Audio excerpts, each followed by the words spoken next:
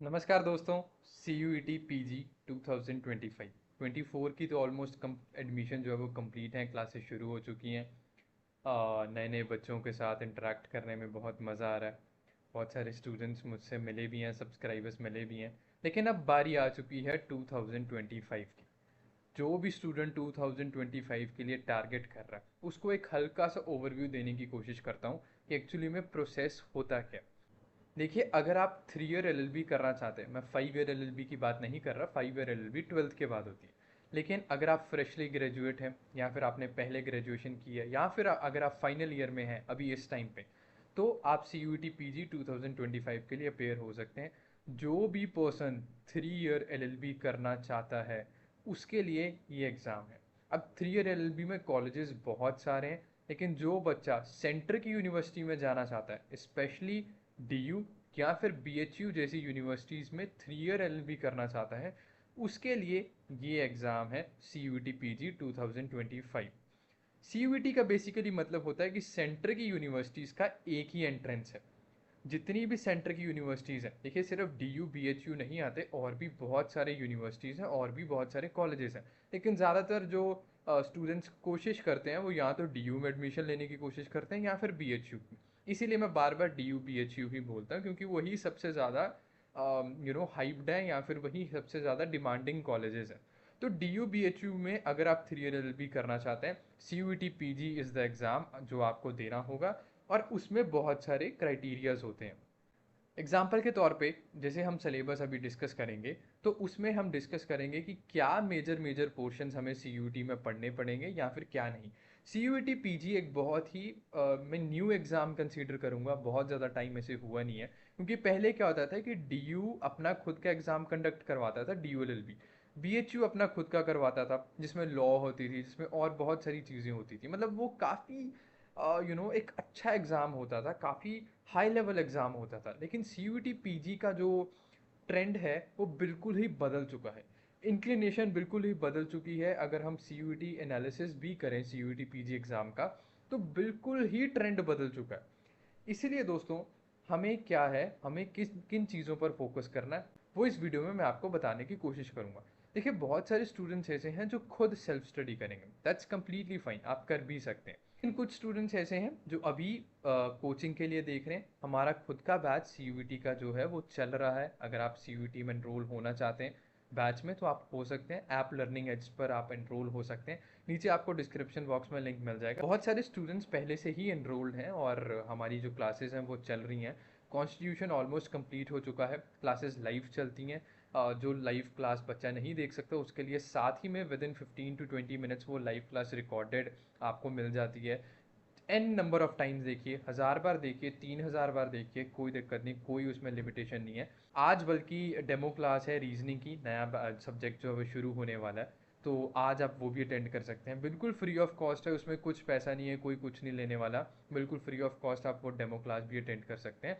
सो यहाँ तो आप ये बैच ले सकते हैं जिसमें हम ऑलमोस्ट सारा सिलेबस कंप्लीट करवाएंगे। लेकिन अगर आप खुद से सेल्फ स्टडी से भी करना चाहते हैं तो कोई दिक्कत नहीं है, आप कर सकते हैं। देखिए, कुछ सिलेबस कुछ ऐसा होता है कि एक तो लैंग्वेज पोर्शन होता है, लैंग्वेज में आप इंग्लिश हिंदी दोनों ले सकते हैं, ठीक है। एक करंट अफेयर्स होते हैं, ठीक है। अब स्टैटिक और करंट दोनों आएंगे। स्टैटिक में जैसे एग्जांपल के तौर पे हिस्ट्री आ गया, कॉन्स्टिट्यूशन आ गया, स्पोर्ट्स आ गए, साइंस आ गई, ठीक है, पॉलिटिक्स आ गई। ऐसे ये सब चीज़ें जो है वो स्टैटिक में आ जाएंगी। करंट में आप जानते हैं करंट मुद्दे, कंप्यूटर बेसिक्स रहता है, ठीक है। उसके अलावा जर्नल एप्टीट्यूड एंड रीजनिंग रहती है और लॉजिकल रीजनिंग रहती है। अब जो बच्चा स्क्रैच से शुरू कर रहा है, देखिए बिल्कुल ज़ीरो से, अभी तक नहीं। अब इसमें ना मैं दो तरह के बच्चों को डिवाइड करना चाहूँगा। मैं आपको एक चीज़ बताता हूँ। देखिए, कुछ बच्चे ऐसे होंगे जो SSC की प्रेपरेशन कर रहे होंगे या कोई भी गवर्नमेंट जॉब की प्रेपरेशन कर रहे होंगे, क्योंकि बहुत सारे बच्चे ऐसे होते हैं, ठीक है। कुछ बच्चे ऐसे होते हैं जिन्होंने मैथ्स के साथ कुछ लेना देना नहीं है, रीजनिंग के साथ कुछ लेना देना नहीं है, हिस्ट्री में BA प्रोग्राम में ग्रेजुएशन की है, मैथ्स बहुत ही ज़्यादा वीक है, ठीक है। और ज़्यादातर मैक्सिमम बच्चे जो हैं वो इस कैटेगरी में आते हैं जो कि मैथ्स वीक है, मैथ्स उतना ज़्यादा स्ट्रांग नहीं है। अब जो बच्चे तो टारगेट लेके नहीं चल रहे कि हमें CUT करना है, वो जस्ट एक जर्नल रीजनिंग मैथ्स की कोचिंग लेते हैं, SSC की लेती हैं, उनके लिए एग्ज़ाम ये ईजी रहेगा। क्योंकि अगर वो रीजनिंग में स्ट्रांग है, मैथ्स में स्ट्रांग है, मतलब बेसिक चीज़ों में स्ट्रांग है, तो उनके लिए एग्ज़ाम ईजी रहता है। लेकिन जो बच्चे ये हैं जिनका मैथ्स वीक है, उनको मैं सबसे पहले ये कहना चाहूँगा कि आप रीजनिंग के ऊपर फोकस करें, रीजनिंग स्ट्रॉन्ग करें, क्योंकि इस एग्ज़ाम में रीजनिंग बहुत इंपॉर्टेंट रोल प्ले करती है। आप मैथ्स के ऊपर फोकस करें, क्योंकि मैथ्स रीजनिंग इस एग्ज़ाम में काफ़ी ज़्यादा इंपॉर्टेंट रोल प्ले करता है, जो कि पहले नहीं करता था। जब एग्ज़ाम डीयू खुद अपना लेता था तब ऐसा नहीं कुछ होता था, लेकिन अब रीजनिंग और मैथ्स बहुत इंपॉर्टेंट रोल प्ले करते हैं। जो बच्चा इस कैटेगरी में आता है उसको सबसे पहले अपनी रीजनिंग और मैथ्स को स्ट्रॉन्ग करना चाहिए, और इसको ही अपना टाइम टेबल बना के इसको ही प्रिपेयर करना चाहिए। जैसे कि मैं बता ही चुका हूँ, आज रीजनिंग की डेमो क्लास भी है, अगर आप वो लेना चाहें आप वो भी ले सकते हैं, फ्री ऑफ कॉस्ट है। इनके बाद वो बच्चे लैंग्वेज के ऊपर फोकस करें। देखिए इनके साथ साथ क्या है, इनके साथ साथ करंट अफेयर्स तो अपने चलते ही रहेंगे। आप वीकली कर लीजिए। मैं आपको ये एडवाइस करूँगा कि बहुत ज़्यादा ऐसा नहीं है कि न्यूज़पेपर खोलो हर रोज़ न्यूज़ हेडिंग पढ़ो। देखिए ये यूपीएससी का एग्ज़ाम है नहीं। आपको क्या करना है, मंथली मैगजीन्स आती हैं, मंथली मैगजीन आप एक मंथ की मैगजीन उठा लो, तो लास्ट 6 मंथ्स की मैगजीन उठा लेना। एक एक मंथ की मैगजीन, उसमें जो जो इंपॉर्टेंट करंट अफेयर है वो आप नोट डाउन करते रहना या पढ़ते रहना। ठीक है, तो रीजनिंग करना, मैथ्स करना, इनसे आप शुरुआत कर सकते हैं, शुरू कर सकते हैं, क्योंकि ये टाइम टेकिंग प्रोसेस है। रीजनिंग मैथ्स को समझने में, प्रैक्टिस करने में आपको टाइम लगेगा, एकदम से नहीं आ जाएगा। तो इसीलिए मैं कह रहा हूँ स्टार्ट इनसे करना। उसके बाद लैंग्वेज पे जाना, लैंग्वेज चूज करके रखना फर्स्ट डे से कि आप इंग्लिश के लिए जाना चाहते हैं कि हिंदी के लिए जाना चाहते हैं। अगर आप हिंदी में बहुत ज़्यादा कंफर्टेबल है तो आप हिंदी के लिए चले जाना। इट डज़ नॉट मैटर कि आपने पेपर में, एग्जाम में, सीयूईटी में क्या लैंग्वेज ली है। सेमेस्टर एग्जाम अगर आप इंग्लिश में भी लिखना चाहेंगे इंग्लिश में लिख सकते हैं, हिंदी में भी लिखना चाहेंगे हिंदी में भी लिख सकते हैं।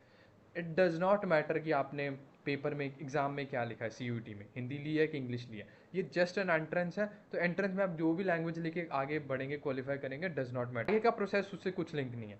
तो लैंग्वेज आप चूज करके रखो, आपने इंग्लिश के ऊपर फोकस करना है कि हिंदी के ऊपर। अगर आपने हिंदी के ऊपर फोकस करना है तो धीरे धीरे धीरे करके एंड में भी जाके आप लैंग्वेज पढ़ सकते हैं, अगर आप बहुत ज़्यादा कंफर्टेबल है। इंग्लिश भी आप इजीली कर सकते हैं। देखिए ठीक है, 3 सब्जेक्ट्स हो गए अपने, रीजनिंग, मैथ्स, इंग्लिश और हिंदी। इसके साथ साथ आपका करंट तो चल ही रहा है। उसके अलावा आपको साथ साथ कंप्यूटर बेसिक्स के ऊपर बहुत ज़्यादा फोकस नहीं करना। बहुत ही बेसिक लेवल का कंप्यूटर आता है, जो कि आपको आता ही होगा। ये लास्ट में आप कर सकते हैं, मतलब अगर आप लास्ट 1 मंथ 2 मंथ्स में भी अगर आप कंप्यूटर शुरू भी करें ना, आप तब भी बहुत इजीली कंप्यूटर बेसिक्स को पढ़ सकते हैं, बहुत इजीली कर सकते हैं। सो आपको बहुत ज़्यादा स्ट्रेस आउट करने की ज़रूरत तो बिल्कुल भी नहीं है। इसके अलावा जो सब्जेक्ट दोस्तों आपके लिए इंपॉर्टेंट रहेगा वो है जर्नल नॉलेज, और स्टैटिक की जर्नल नॉलेज बता रहा हूँ। अब क्योंकि स्टैटिक में ना, देखिए कॉन्स्टिट्यूशन है, स्टैटिक में बहुत सारे ऐसे छोटे छोटे क्वेश्चन है, इसमें आप हल्का फुल्का कॉन्स्टिट्यूशन जो है वो आप पढ़ सकते हैं। कॉन्स्टिट्यूशन की अलग से क्लासेस ऐप पर मिल जाएंगी आपको, रिकॉर्डेड क्लासेस हैं, पहले लाइव हुई थी अब वो रिकॉर्डेड है। तो आपको सिर्फ अगर कॉन्स्टिट्यूशन पढ़ना है, और स्पेशली कॉन्स्टिट्यूशन तो आपके काम आने ही वाला है, क्योंकि एलएलबी में आप कॉन्स्टिट्यूशन ही पढ़ने वाले हैं, बहुत इंपॉर्टेंट सब्जेक्ट है कॉन्स्टिट्यूशन। तो सिर्फ कॉन्स्टिट्यूशन की अगर आप क्लासेस लेना चाहते हैं वो भी आपको ऐप पर मिल जाएंगी। अगर आप पूरा का पूरा बैच लेना चाहते हैं आपको वो भी मिल जाएगा। आपके ऊपर डिपेंड करता है, अगर आप कॉन्स्टिट्यूशन लेना चाहते हैं वो भी मिल जाएगा, ये भी मिल जाएगा, जो भी आपको ठीक लगे वो मिल जाएगा। सो उसके साथ, उसके बाद ये सब चीज़ें करने के बाद आप जीके पर आना। जीके कॉन्स्टिट्यूशन होगा, हल्की फुल्की हिस्ट्री होगी, आप कहीं से भी कर सकते हैं, यूट्यूब से कर सकते हैं, नहीं तो हमारे ऐप से कर सकते हैं, बैच से कर सकते हैं। ये सब चीज़ें जो हैं वो इस अकॉर्डिंगली चलेंगी। बस आपको एक चीज़ याद रखनी है कि this is just an entrance for 3 year LLB. इसमें से कुछ भी आपको एलएलबी में नहीं आने वाला, leaving a part legal awareness या फिर कॉन्स्टिट्यूशन, वो आपको एलएलबी में आएगा। उसके अलावा कुछ भी आपको एलएलबी में काम नहीं आने वाला। सिर्फ आपको इस लेवल का पढ़ना है कि आप एंट्रेंस क्लियर कर लीजिए। ठीक है, डीयू के 3 कॉलेजेस हैं, LC1 LC2, और BHU के भी कॉलेजेस हैं, मेन कैंपस में ही आपको मिल जाएगा, और CLC भी डीयू का कॉलेज है। आप तीनों में से कोई भी ऑप्ट कर सकते हैं। डीयू में जो सीट्स हैं वो बहुत ज़्यादा है एज़ कम्पेयर टू BHU में बहुत कम सीट्स हैं 3 ईयर एलएलबी का। ये कुछ ओवरव्यू वीडियो था अबाउट CUET PG। इसके अलावा अगर आप कुछ जानना चाहते हैं, कुछ बताना चाहते हैं, कुछ क्वेश्चंस हैं बैच के बारे में, मेरे बारे में, वो सब आप कमेंट सेक्शन में लिख सकते हैं, आपको सारी डेडिकेटेड वीडियोस उसकी मिल जाएंगी। नहीं तो आप व्लॉग्स चेक कर सकते हैं पूरे चैनल पर। DU LLB के बहुत सारे व्लॉग्स आपको मिल जाएंगे, बहुत सारी चीज़ें आपको मिल जाएंगी। आप चेकआउट कीजिए, देखिए जाके, आपको भी मज़ा आएगा उम्मीद करता हूँ। और अगर ये वीडियो आपको हल्की सी भी इन्फॉर्मेटिव लगी हो तो लाइक कर सकते हैं, सब्सक्राइब कर सकते हैं, कमेंट कर सकते हैं, आप सब जानते हैं। ठीक है, तो इस वीडियो के लिए ये रखते हैं दोस्तों, नमस्कार।